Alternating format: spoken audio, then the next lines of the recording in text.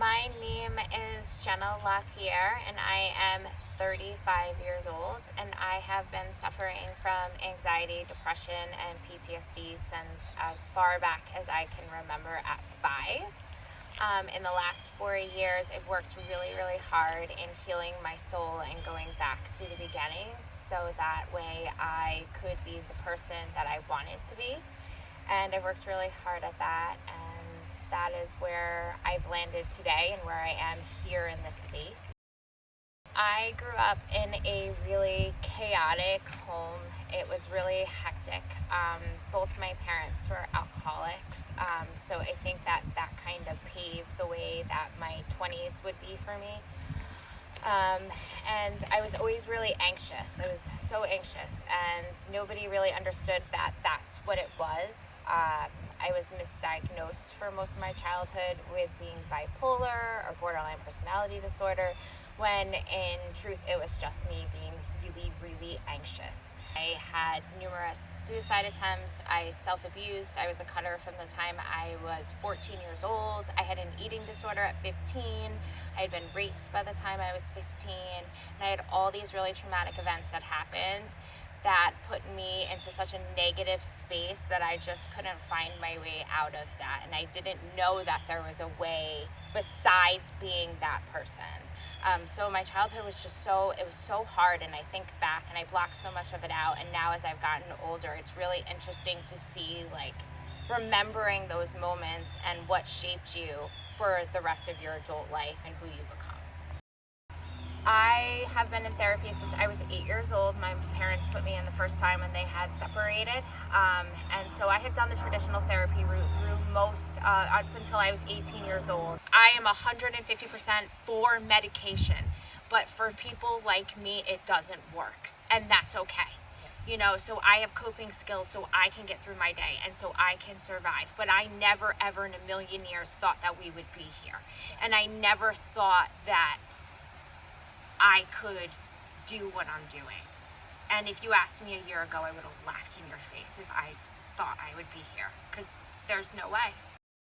After I met my partner, I decided that I needed something else to get over all those old triggers that were just resurfacing with being in a relationship and being in love and being scared of it. And so I started going online and reading self-help books about how, to chase your dreams and to be bigger than you can possibly imagine, and to what the universe can provide, and doing meditation. And then I started journaling, because I've always journaled and I've always wrote. It's kind of been the thing that got it out for me. Then I started Itty Bitty Kitty, and that became my therapy for the last 4 years. So the day my wife brought me home my first litter of kittens was the day before I was going to commit suicide. I had it planned, I was ready to do it, and she brought them home and she said, "You have to take care of them." Because she knew that I needed something, just a reason to get out of bed, and I didn't know what that reason was. I didn't have anything that set my soul on fire until I started saving kittens. And in terms, that's where my mental health journey really came into play. I pretty much had said that that's it, like, this is just how my life's going to be. I either have to end it or I have to suffer this way. And they came in, and I remember the moment they came into the house, and I remember being so mad at her for bringing them home to me, because I just didn't want to do it anymore. The next morning I got up, and it's just like, I just felt like I had this weight lifted off my shoulders. Like, I didn't have to think about that anymore. That didn't have to be my focus. My focus didn't have to be being sick anymore. I just stopped thinking about wanting to end my life. And I started thinking, like, if I don't get up, and I don't heat up their warmer, and I don't give them their bottle, and I don't give them their food, and I don't wipe their butts, like, they will die. Even though I've saved 112 lives, like, it's so much more because they keep saving mine every single day. And it's such a battle every day.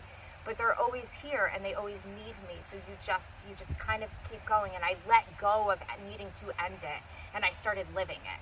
And that's when my life mattered. I guess if I had to choose one word that describes me, I would say warrior, which I've said for so long, because I have fought through so much adversity to be here and to be able to do what I do every single day. And I want people to know that everyone can feel that and can be that person and can have that courage, and it matters. And I am so grateful every day that I get to feel that. It's important.